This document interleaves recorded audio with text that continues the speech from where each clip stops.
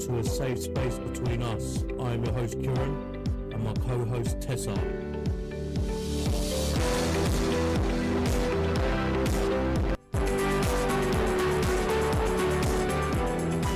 This is your safe space.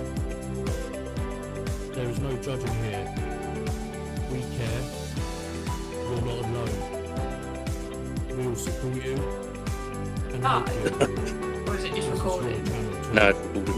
Hi everyone, it's KIERAN from A Safe Space Between Us. I'm your host KIERAN with my co-host Tessa. Tessa, say hello. Hello. And we've got a great guest today called Anna. Anna, I'll pass you straight over. You can introduce yourself. Just tell us a little bit about yourself. Straight in there, okay. Sorry. Sorry. I won't edit this either. I don't edit. Anna, I'm from Portsmouth in the south of England. We've got a little bit of sunshine today. Long may it last, you never know. I'm a model currently. I've only been doing it about a year, and I assume that's how you came across me, just because I've got a bit of a presence online at the moment, a little bit. I don't really know what you want me to say. No, that's fine. I'm 38. It's not my natural hair colour or my natural hair. It's extensions. Apart from that. So what did you used to do before modelling, Anna? There's been a bit of a potted history. I've done a few things, mainly hospitality. I ran a recruitment company for a little while. Had a few years out of work due to personal stuff that I'm sure we'll get into at some point. And at the moment, alongside modelling, I've also been selling specialist travel insurance over the phones in a call. Okay, wicked. So I know who to come to in the future, yeah? And I can see you love your tattoos, yeah? Yes, I do. Yeah. Yeah, wicked. I love tattoos as well. Tessa, you got any? Yeah, I've got a few. Yeah. So we all got tattoos. So Anna, sorry to just chuck you straight in there. Just Straight in the deep end. straight Off in you go. the deep end. Yeah. Sorry. I feel a bit bad now. So Anna, how's your week been anyway? What you been up to? Busy as usual? I can see you've always been busy, but yeah. Yeah, I have. So yesterday, I did something a bit random. So I signed up only on Sunday for the Miss Swimsuit UK competition, which took place yesterday. So Sunday, Monday, Tuesday, I was extremely busy running around trying to source bikinis and that sort of stuff. And then I completed yesterday. I didn't make it through. You know, the other girls were far better on the day than I was. But yeah, so that's what I spent yesterday doing, prancing around in a jewelled bikini. Was it fun though? Did you enjoy it? Yeah, it was fun. It was completely different to anything I've ever done before. It's certainly not anything I ever thought I would do, but I'm a very impulsive, spontaneous person. Yeah. Yeah, so I just saw that the opportunity was there, and I just sort of grabbed it and went for it. And I wish I had the confidence to just go, yeah, I'm going to enter a competition and strut around in a bikini. I'll give it a go anytime. Don't matter. No, I'll be worried about booking an emergency wax. Yeah, I like the confidence. Yeah, did wax, Botox, hair, nails, the lot. It was a busy. No, don't. I'll go and deal with the judges for you. Don't worry, they should have put you through. So what we do, Anna? So just talk to us from the start of at the beginning. So obviously, you, as you know, we're like advocate for mental health and any other sensitive topics as well, like abuse and stuff like that.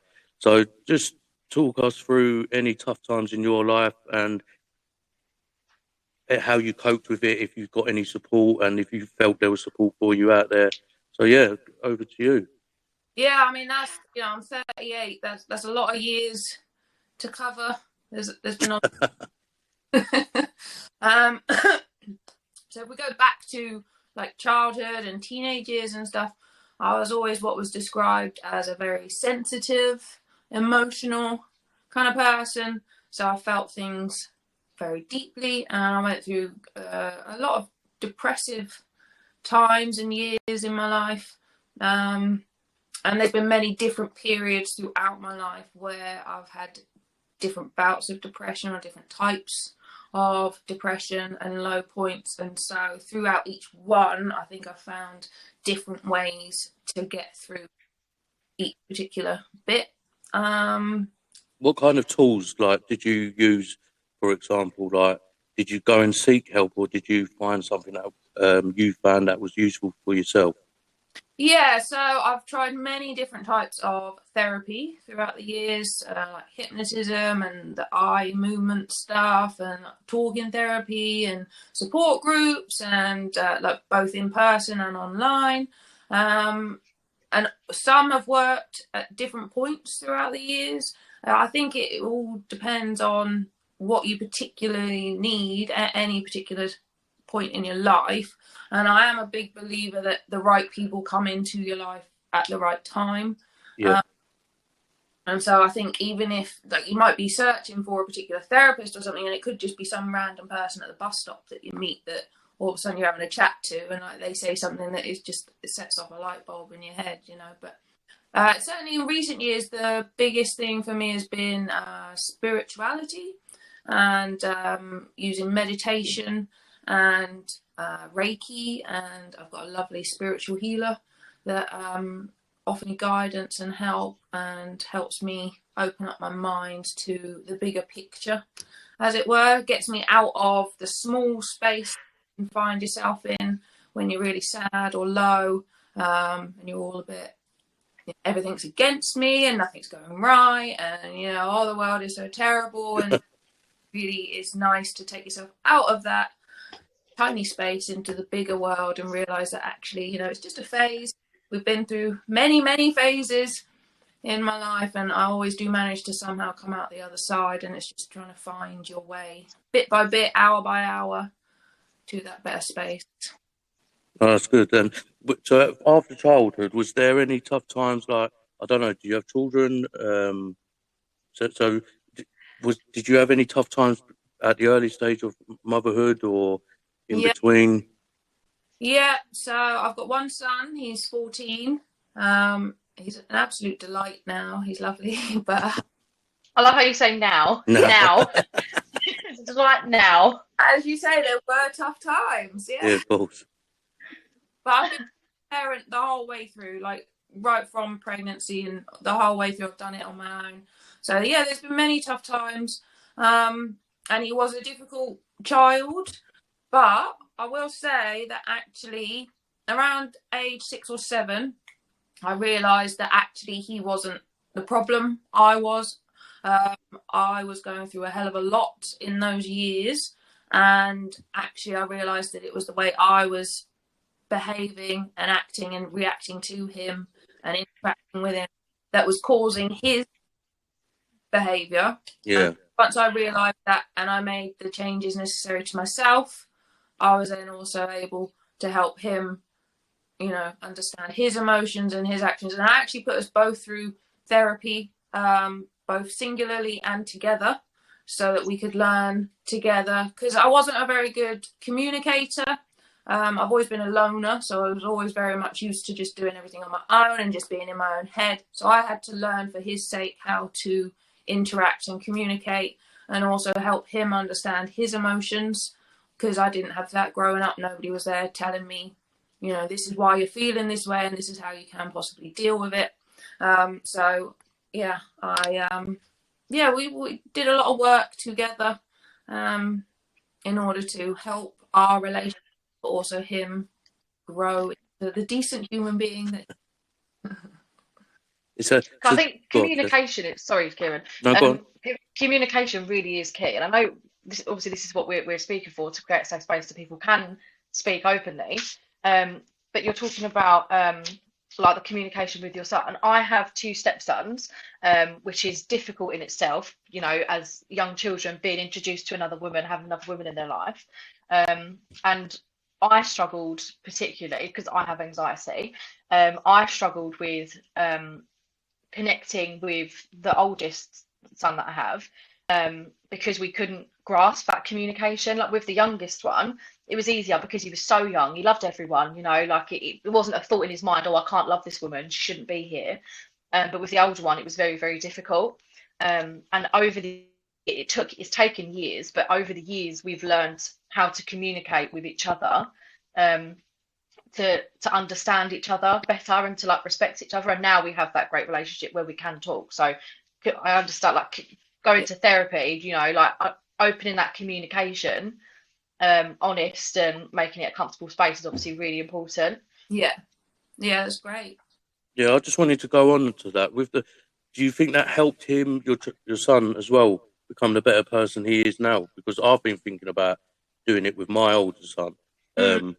So do you think it's helped him grow as a person, the therapy, as well? Okay. So again, like I said earlier, you have to try and find for yourself. I managed to find music therapy for him because he was really into music and singing at the time. And so that was great because the lady worked with him in order to put all of his thoughts and feelings into songs.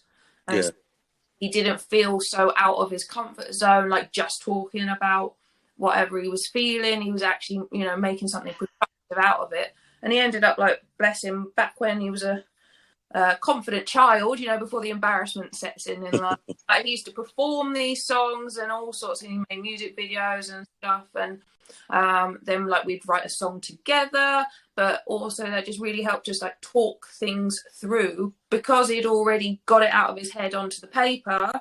We were then able to talk through it together. And I've made a very conscious effort to just be as open as possible with him, no matter how uncomfortable I felt. Yeah. I was initially doing that for his sake, but then I realised that actually it's really helping me as well. And now I'm a lot more open in my general life with everybody. Sometimes a bit too much, they say. So you basically found a good tool. You basically found a really good tool for you and your son to communicate better, and obviously for yourself. And you've become quite more confident in being open as well. So that's brilliant. That's something I need to think about because me and my older son, we don't really have that communication How old barrier. Is He's 16. Well, I've got about 120 kids. Well, I've got 6. I've got 4 daughters and 2 sons. But, yeah, so my daughters are, the oldest is 10, so I ain't gone through the stage of them being 16 yet. Hormones. Oh, don't, I'm scared. Yeah. I'm really scared. One of them already thinks they're a model. 5-year-old, or she was 6 yesterday. She already thinks she's been talking about getting a pole for her at Christmas. I went, wait, the pole? She's been watching TikTok or something. I was like, mate, give me your phone. Very good. Nah, to be fair, she this day and age, it's hard to just hide. Everywhere you watch music videos and stuff like that, they're doing all these dancing, and she's really good at it, to be fair. So if she wants to go in that route, I encourage her to do it because she's quite amazing at it. Yeah. But regarding the counselling, like the therapy, so would you recommend it to parents like myself or like other women to, if they have that barrier where the communication with their child at the beginning is a bit broken, do you suggest that doing the therapy together and singly is a good recommendation? Yeah, I mean, it worked for me. Like I said, we lucked into the music stuff because it was just a chance Groupon that I got him a couple of singing lessons, and that singing teacher happened to know this other lady who they worked in conjunction with. So we just sort of lucked into it. So that's where I was saying earlier, like, you meet the right people at the right time. Like, I don't think if I was just to take him into a normal counsellor's room and we sit on a couch and have to try and open up, I don't think that would have worked. No, yeah. It's quite intimidating, isn't it? I can imagine for a child to have to sit there like on a couch and talk about your feelings. It was very creative, and it let him, you know, put his personality into it and let him feel like it wasn't just a therapy session. It was actually like he was getting something out of it. So it's trying to find what works for your own kid at 16. Good luck. Cheers. Yeah. Cheers. I mean, he's 14, and like on a good day, he'll open up and talk to me about stuff. And then other times, like, I'll say, "How are you?" And he's like, "It'll go away." Yeah, that's what I'll get. And And I'm like, what language is that? And Yeah. I'm like, okay. Like you're the demon. So Yeah, that's it. So how do you find so obviously you doing modelling now and art and stuff like that. How obviously you're very open now and stuff like how is your son and yourself dealing with obviously is there any setbacks you've had that have affected you and that you might have been upset and your son's seen you be upset? How have you dealt with it recently in recent times with setbacks and obviously in the model industry? I understand it can be really tough and really demanding. So how have you dealt with it then? So because of the groundwork we've put in, me and him are very, very open, and we're able to talk about anything. So, and also, I've only been modelling a year, and I've only been back in the dating world since November, and he's half and half, very supportive, and then also the other half doesn't want me doing any of it whatsoever. The dating stuff, A, he wants me all to himself. He openly admits. B, he hates seeing me get hurt. But I do show him the downsides to everything because I believe in showing him what life is like. Yeah, of course. Yeah, I'm agreeing. I don't think I need to shield him from the realities of life. Like I say to him, you know, I'm dating. It's crap. It's hard. It's horrible. There's crappy people out there. I have crappy experiences, but guess what? You've got all this to look forward to. So. Exactly. Don't be a crappy person when you're older. Exactly. Be a gentleman. Have to learn how to handle setbacks and bad times and get yourself up and carry on. Like this morning, he asked me, how did yesterday go? I said, well, I failed. I didn't get through. He was like, you didn't fail in the slightest. Like you went there, you put yourself out there, you gave it a go. You've done brilliant. I was like, good lad. Yeah, good lad. Thank you. Yeah. That's really nice to That hear. is, it's true From your son. That's really encouraging, isn't it? It's true though. It is true. Like I think you said you got told on Sunday, so Yeah. you've had like a couple of days to prepare and stuff. And yeah, but that's really nice that your son has actually said that. I would love my son to say to me, "Oh, Dad, don't worry." Oh, At mate. 14 as well. That's really nice. No, that shows signs that you've obviously done something really good, and obviously you talking to you now, you've seen at the younger ages that there was a communication error, and you've dealt with it. A lot of us would have just gave up and just carried on for it. So no, well done. You should be proud of you that you've got a good son who's actually said that. Like some people would just said, "Oh well." Some kids, like me as a kid, I would have probably said to my mum, "Never mind." But not that I'm horrible. Tessa's looking at me like I'm horrible, but no. But that just shows what a polite and lovely kid that is. So well done. I bet you that made you feel really good. He did say, what are you doing that for? There's no way you're going to win. So I wasn't, and I told you so. So it was nice when he was actually quite lovely about it. Yeah, of course. No, but like he said, though, you took, it's 3 days you went in there and you had to run about, get everything done and look for your, like, obviously I've been following your stories and I can see you've been picking your bikini and stuff like that, and I just thought, right, Of course. No, I'm not following like that. Oh, mate, I'm editing this. I'm editing. No, you're not. No, you're not. I'm editing. I'll take you everyone's stories. I'll look at your stories, Tessa. It don't mean anything. Oh, my God. Anyway, moving on. What? But, Nothing. But if anyone wants to check Anna's Instagram, there's some great pictures. No, modelling pictures. I'm just saying. I'm trying to promote Anna here. Thank you. I appreciate it. It's okay. And now I feel red. If I was white, I would be red. But Tessa, over to you. God, now I'm blushing. So you spoke about finding spirituality. Can you tell me more about that? Yeah. Okay. So I think we're coming up to 9 years next month. My mum passed away. Oh, okay. Sorry to hear that. Yeah, sorry. Thank you. And so, yeah, that was a big journey as it was. Back then, I was very much atheist, didn't believe in anything bigger or anything at all. And then one day I went to a spiritualist church and straight away got a message through from my mum.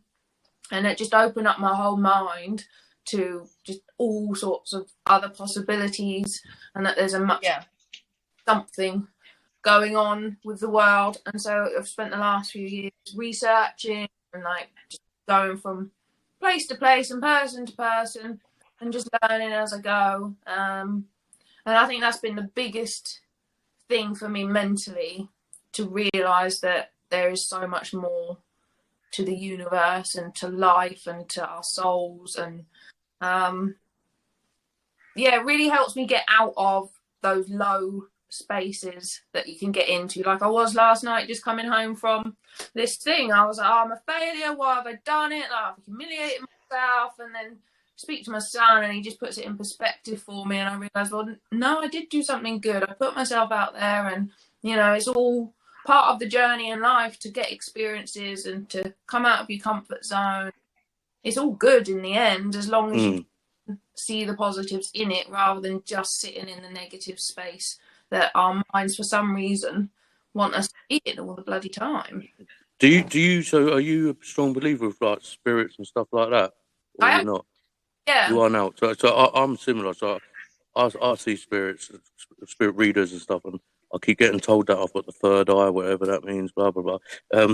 But I do, for a long time, I've seen things, and I'm a strong believer with that kind of stuff as well. And not through the last couple of years, I actually started doing like my research, looking into it as well, because it does when you set your mind on it and read it, it opens my mind up a bit more.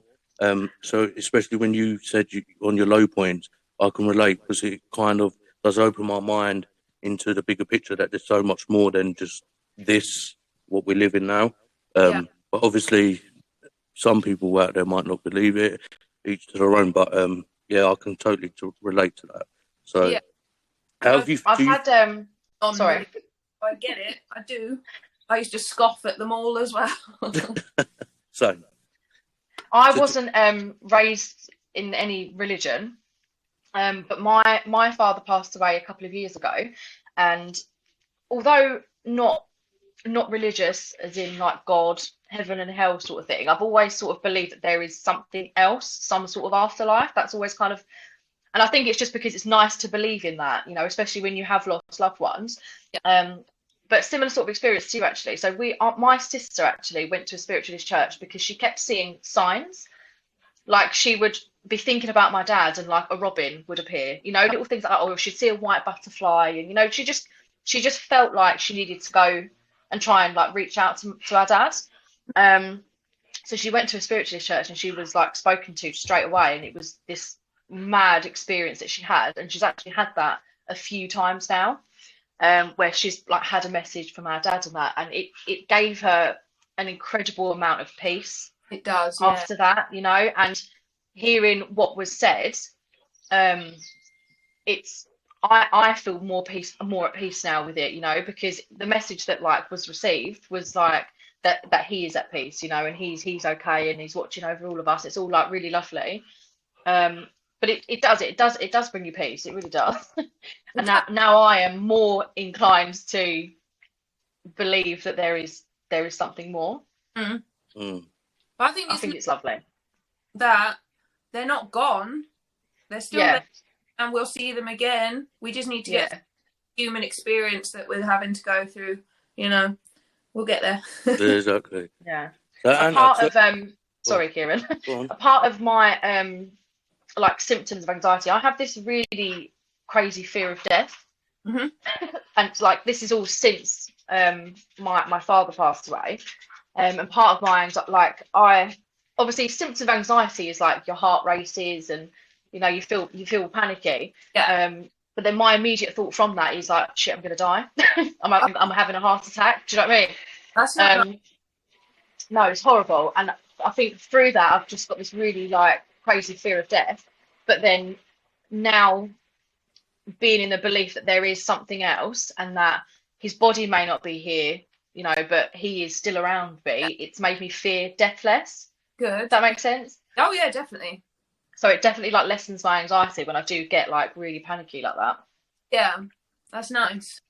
And yeah, you probably know that he's there calming you as well as soon as you have an attack, which is nice to know that they're always around, you know. Anna, so is there anything like you currently, like I suffer with like PTSD, anxiety, depression sometimes due to historical abuse, what happened to me when I was a child. And is there anything that you currently going through, like anxiety? I know a lot of people day and age has anxiety at some stage, but are you going through any stage right at the moment in your life where you feel a bit free, or are you going through anything? Like I mentioned, so I started dating again in November. I'd gone through a good 7-year hiatus of anything. One thing I didn't mention yet, because there's so much, I was an alcoholic. I still am an alcoholic, but so 7.5 years ago, I got sober, and I stayed off of everything, men included, for that whole 7 years. So I went into the dating scene, and it's been very, very hard on my confidence and my sense of self-worth, and I'm very much easily triggered into feeling rejected and unwanted and unloved. And so every time a guy ghosts me or dumps me or whatever, yet again, I'm like, oh, it's obviously me. I'm the problem. Like, obviously, if they're all dumping me and ghosting me, I must be the issue. And so I have to constantly battle with all those negative thoughts just bombard and the low feelings that come with it. Yeah. I have to constantly raise myself back up. Like, no, you're not a problem. They just weren't for you. Yeah. There's plenty, like, eventually one day the perfect guy will come. Yeah. But so on your dates, obviously you said you're 7 years. Are you still 7 years clean? Is that? Yeah. Sober. Well done. Well, no, well done. Because obviously I last year I had to seek help for drinking, and I got hooked a lot on cocaine. I didn't know how to cope with things and stuff like that. So I literally spent thousands on cocaine, like a lot. And I currently now still go to my drugs and alcohol sessions once or twice a week. I'm only, I think it's 4 months now clean. Only. Yeah, but well, 7 years to 4 months is a lot different. That's mad. How did you cope? How do you cope? Because at the moment, I don't want to step into a pub, for example, because I know I can't just go and buy a round and then have a Diet Coke for myself. Yeah. How have you coped with it's that? not only temptation, is it? It's kind of peer pressure How as well, have you isn't it? coped with Because you going don't want to be the only into one not having a drink. Yeah. like in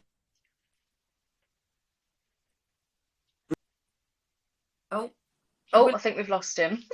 Anna, how if it was difficult at first in those social situations? yeah? So when you've been on those dates, how have you found going into the bar on the dates?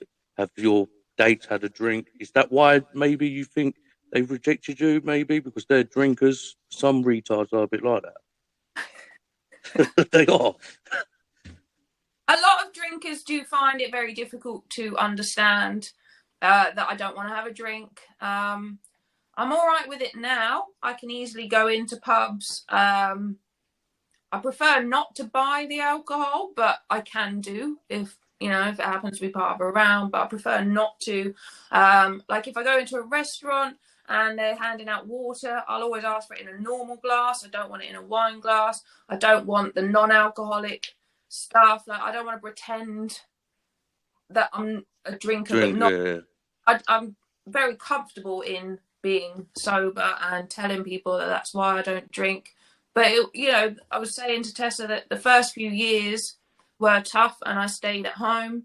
Apart from going to AA meetings, eventually I got into the church and stuff. But I was dealing with a lot with my mum and trying to get me and my son on track and deal with all my own crap going on.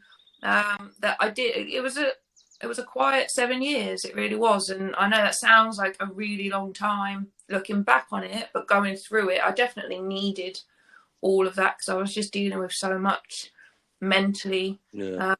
When I was sorry. weight, and so through those 7 years, I've gone through a big old weight loss as well. So I've dealt with a lot, and I needed all that time out. I really did. And I know that's not for everybody. I just did what was right for me at the time, you know?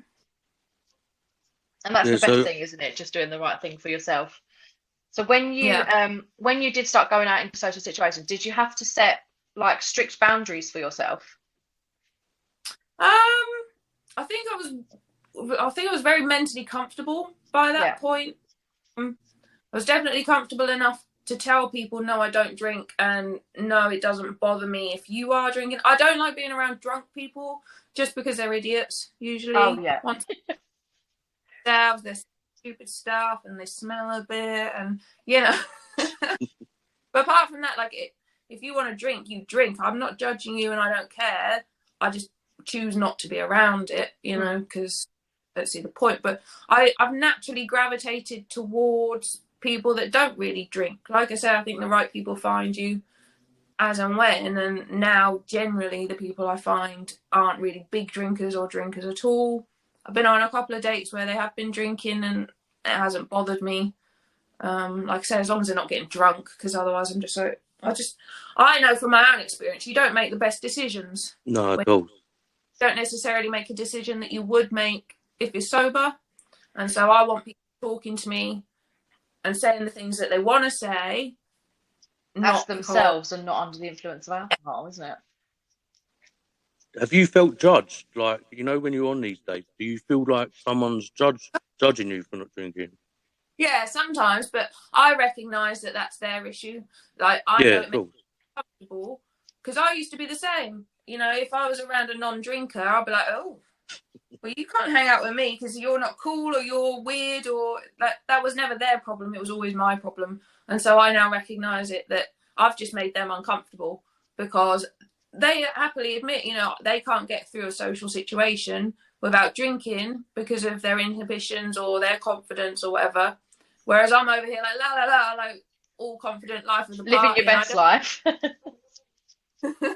and I know it sort of makes them question their own choices and life, and I get it because I was there once myself, you know. That's good. Tessa? I don't I'm just, want to jump in.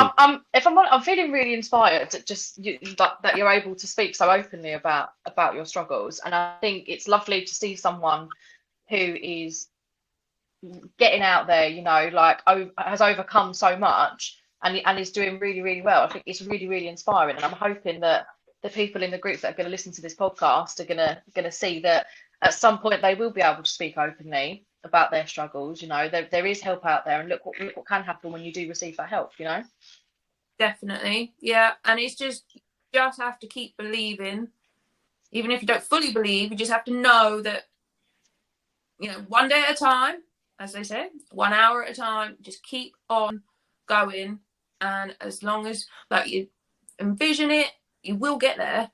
You just have to want it and know that there is a way of getting there. Anna, do you think?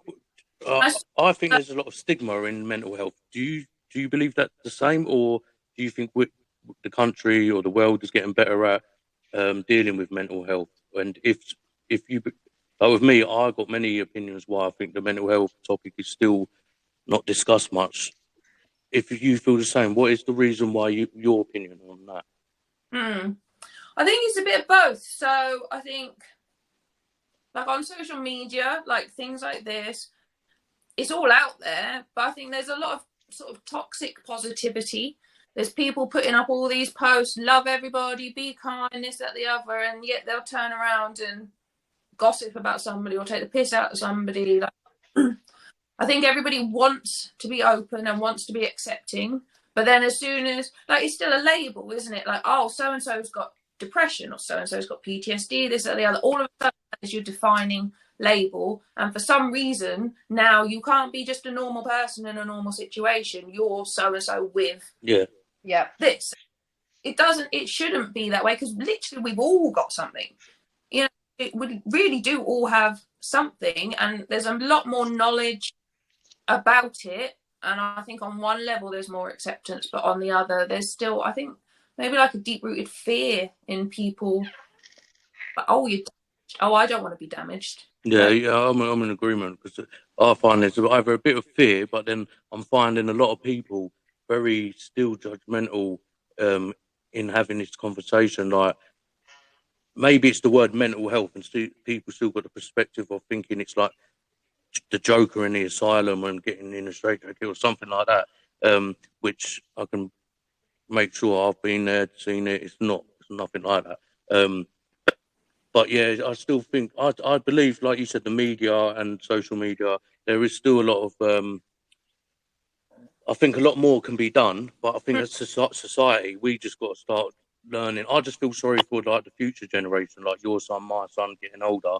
If we're not speaking about it more, I know as parents we may be, but we're not always going to be around. I just feel for those kids growing up that they can feel it's okay to talk.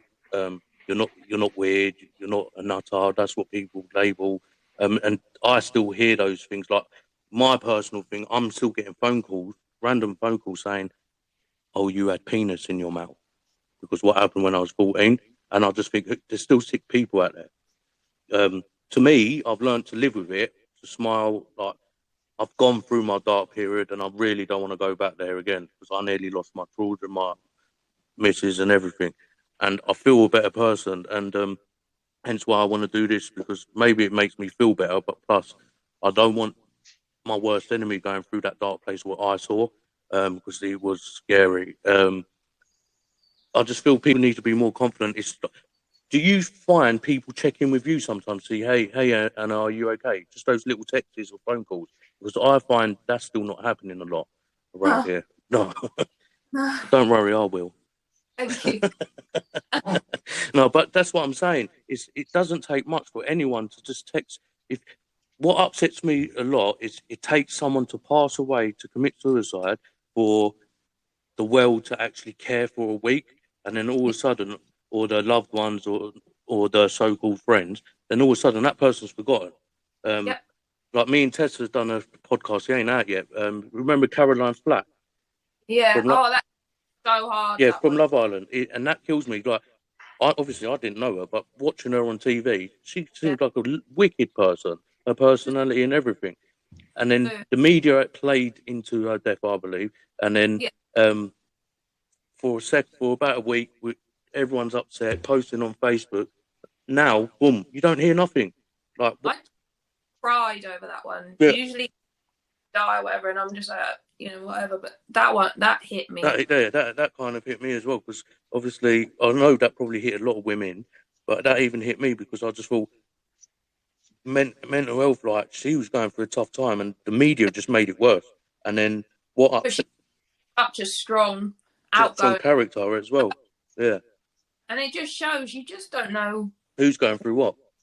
going through in life. Because I'll go out to these events and my model shoots and whatever, and you'll just see a happy, bubbly, lively, whatever. But that's social media, isn't it? Exactly. And you don't know what's going on in my head or how I'm actually feeling behind any of that stuff. Like, sometimes I'll come home and I'm just like flat and down and awful, and you just don't see any of that. But like you say, nobody checks on me. I'm a very lone I person. guarantee they will when this goes out.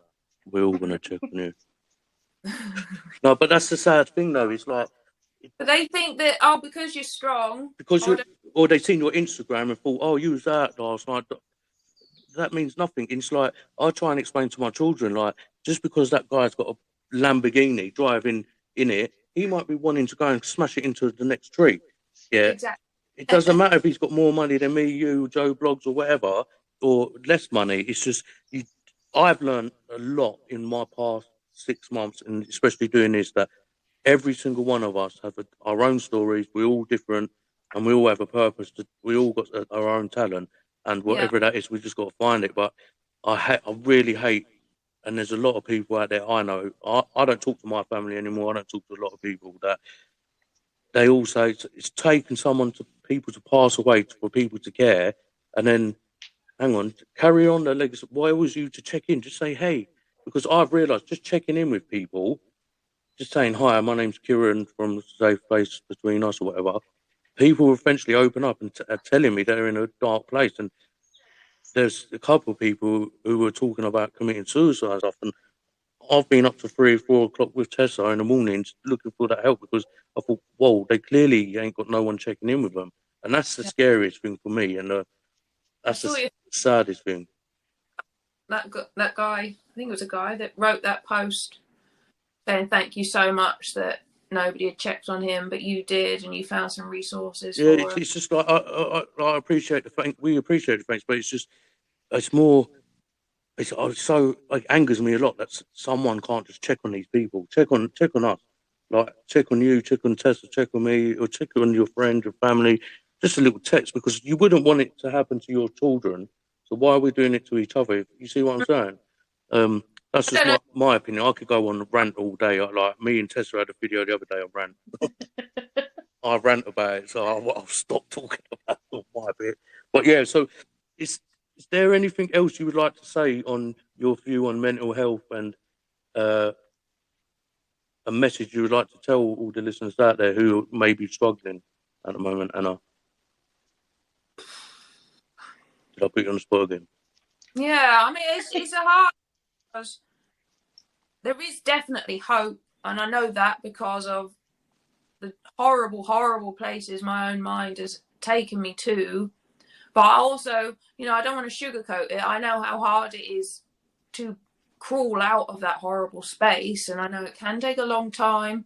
And a lot of it is finding the right people or the right resources, or even the right book or podcast or whatever to help you. But never give up, because you never know, that one next book or that next episode on a podcast might well be the thing that starts turning it all around. And to start turning it around, you only need 5 minutes, and it can plant a tiny little seed that will help you grow through the years.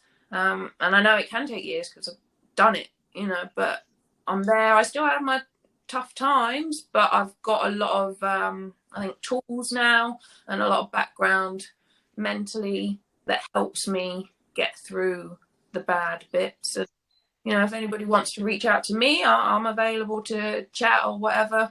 I'm not as busy as I seem. That's just social. There you are. Are you happy for me to put your link? I'll make time. It's okay. Are you happy for me to put your link on at the end of this? Pardon? Are you happy for me to put your link on here? Yeah? Yes, fine. My Insta's open. It's not.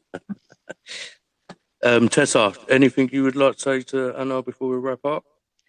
No, I think I don't have any more questions. I'm really, really grateful that you come on to speak today.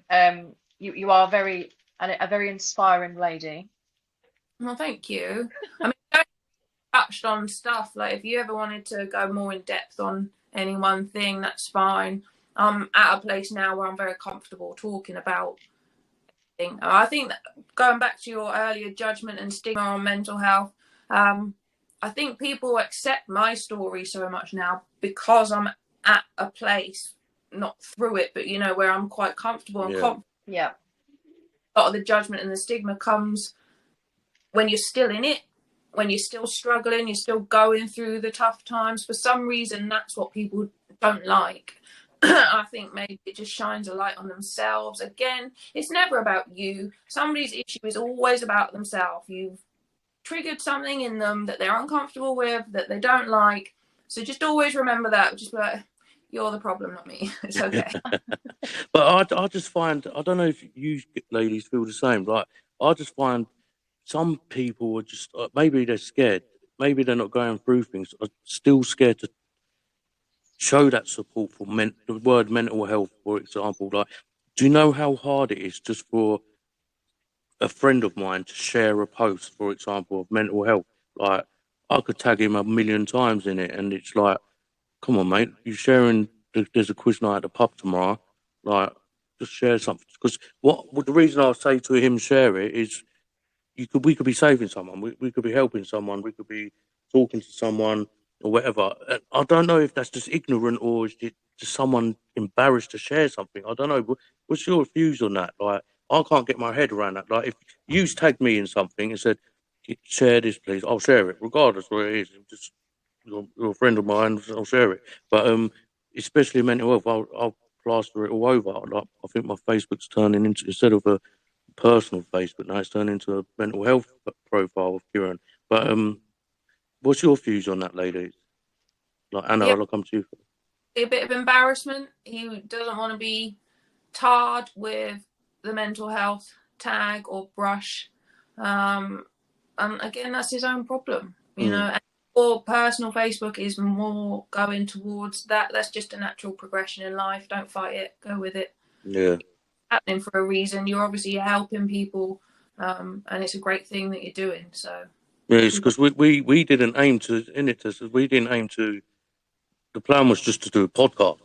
That was the plan, just podcast, have guests on, and then we've gone further there. And then we said UK, but now all of a sudden we've gone America, Australia, so many people contacting us. And I just can't say no. Like, how can you say no? If someone needs support, you can't say no. And it is quite easy. The hardest bit for me was admitting I needed help and finding who the hell what's local to me, who can I talk to, what counselling. So basically, me and Tessa try and take that pain away. So if you said to me, I'm in Portsmouth, I need to see, I don't know, I need an AA meeting or whatever, we'll find you that, we'll contact them and get you booked in for you or whatever. And it's just taking that pain away, because I know how scary it is. But anyone out there, like, I'll put Anna's link on there as well. I'm sure there's plenty of men, women who've been in a similar situation as Anna. You don't have to come to me. You're welcome to talk to Anna. That's the whole point of these podcasts. It's feel free to contact any of our guests or whatever. Tessa, how would your last comment on stigma of mental health on the social media thing? I mean, we spoke about it recently, didn't we? Where we were saying like it really is a vicious cycle. Like whether you already have a mental health condition or not, it's that stigma is so damaging. And the only way we're ever going to get rid of the stigma surrounding mental health is to educate and talk about it. And we had like a bit of an epiphany moment, Kieran, didn't we, the other day, where we were saying like the most negative things, the worst way in which negative stigma surrounding mental health can affect someone is it's going to could make their condition worse, or it's going to delay them from reaching out for the help that they need, or stop them from reaching out altogether, which is a really, really scary thought. And the only thing that we can do is talk about mental health, educate people about mental health, and just keep this ball rolling. I think that's the only way we're going to tackle it. Yeah, because for me, I think people just think mental health, the word mental health is just one thing. Mental health covers so many different things, like stress, It's a anxiety, huge depression. umbrella. Yeah. Like, I could wake up in a bad day. Your head could be, and like Anna, you said, your mind plays some crazy games with you, and it's just trying to. We're always going to have a bad day. We're not saying you're not going to have a bad day, but try and think of something positive. Like, I've got, for example, you know, your kids at school might make a little plant or whatever. We've done a little happy tree plant. So my daughters draw loads of pictures and messages to me and whatever. And when I'm miserable, I'll go near the sink. It's near my window, near the sink. Make myself a drink, and it just makes me smile. It's like my happy moment. Like, that's cute. why am I going to be miserable seeing my daughters? Or so just something like that. Just instead of me going around, because Tessa, like with the phone calls I've been getting and stuff like that, usually I would have probably grabbed my daughter's Harley Quinn baseball bat and tried to look for these people. But now I just laugh with it, and I'm really more chilled. It's scary for me because I'm thinking, what's going on with Kieran? Like, but I'm more relaxed. I used to have a big chip on my shoulder. I'm more relaxed, but it's because I've been more open about the mental health and other people. Like, I've realised now it's not all about me. Like, other people have feelings and stories as well. And those out there, if you ever feel like how I was, miserable, chip on the shoulder, judgment, talk to people. You find out there's a lot of different stories and interests. I'm inspired by everyone I have on the podcast. It's like, today will make my day, because after a podcast, I'm just like, that was a wicked podcast. Well, I used to be really miserable and angry and horrible as well. So you still look miserable. I'm joking. It's a joke. Kieran. It's a joke. Anna, I'm really sorry. The whole mental health thing and all these labels out there, I think one thing that we need to realise is we're not all labels. That's literally just life. We are living and getting through a day, and yes, we'll have anxious moments and stressed moments and depressed moments. We don't need to constantly be labeling everything. We're literally just humans getting through a day. And I think that's where too much stigma and judgment comes in. We don't need to be labeling. Yeah, exactly. Having a moment. I just think the word as well, like I had a guest who said the word mental health might be the thing that's clicking in people's head, like it sounds wrong. So maybe the word needs to be changed to like well-being or something like that, like for making people to be more relaxed with it. But to be fair, I've been really surprised because me and Tessa said, even if we get one person out of this, we've helped. Counting last night, we've nearly helped, well, nearly coming up to 100, I think it is. Well, that's amazing, isn't it? It's just, it's not to us. It's inspiring that so many people are now coming. You know what? I do need help. They've listened to a podcast or whatever and heard one of your story, my story, whoever's story it is, and thought, you know what? I need help. And it's inspiring. Like today, I have to say, Anna, you're very inspiring. Where you started and what you're doing now, it's very inspiring. And obviously, you sound like you brought up a great boy. So you should be very proud of yourself. So when I like your pictures, don't think I'm being pervy as well, because I just want to clarify, because Tessa made me feel really uncomfortable then. I didn't do anything but laugh.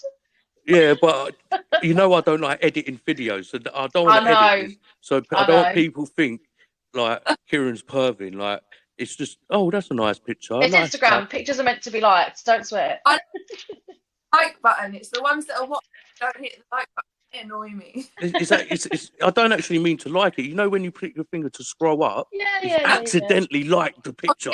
Accidentally liking every single accidentally one. liking. Well, I ain't gone that far. Jesus. Oh, hey, you're making me blush again.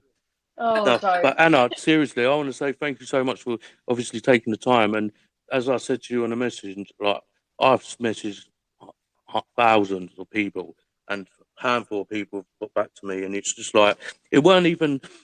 It's just more trying to get more people out there to realise that, regardless of the followers, like you've got more followers than me, whatever. Regardless of the followers, they're human. You're human. You still have feelings. You still have problems you've had in your past, and you found a way forward. They don't want to bear themselves, you know. Yeah, well, hopefully one day some people will, but whoever wants to, we're welcome. I hear you're going on. We know Ed and Gary as well, don't we? Yeah, so you're going on their show soon. So we used to work with them. Oh right, yeah. Yeah, we used to work with them, and then that's on Monday. Was it Monday? I jumped on. Like, it was unexpected. I had to jump out of bed and show my face. But yeah. But I'll give that a watch. I'm sure that'd be a bit of fun. Them two are good guys. All the same stuff. I'll tell her to come up with some new questions. Don't be as one tone as Kieran. Tessa tells me that I need to sort my presenting skills out. I do. I know. I just get and then you make me blush. Like when you said about the Instagram thing, I just put me off. It's Sorry. Like, oh my god. Sorry. It's all right. It's all good. No, but I'm already getting called things. Now I'm going to get called a perv or something. No one said that word. No one said that word. I'm not a perv. I'm just admiring that these judges should have put her through yesterday. But anyway, Anna, you're a legend. Thank you so much. I'll definitely keep in touch, and hopefully we grow bigger and bigger, and hopefully get you on again whenever. And if you have any questions or anything you need, just message us, and I'll be happy to do whatever. Send me. I've got your Instagram, so I'll just add your Instagram. But if there's anything else you need me to add, just pass it over, Anna, so people can get in contact with you. It'll be amazing. I'll leave the last word on you, Anna. Last word on you. Me? Yep. Oh. I'll just say good luck in the dating scene. I hope you find someone nice soon. So do I. Nice. That's a nice one. Yeah. But just never give up. That's the main thing. Never ever give up. And if something's not working, just find a different route. Do you know what I mean? There's always never just one way of doing anything. Just keep on going. Always. Thank you. Right, I'm going to stop recording. Thank you so much. You. And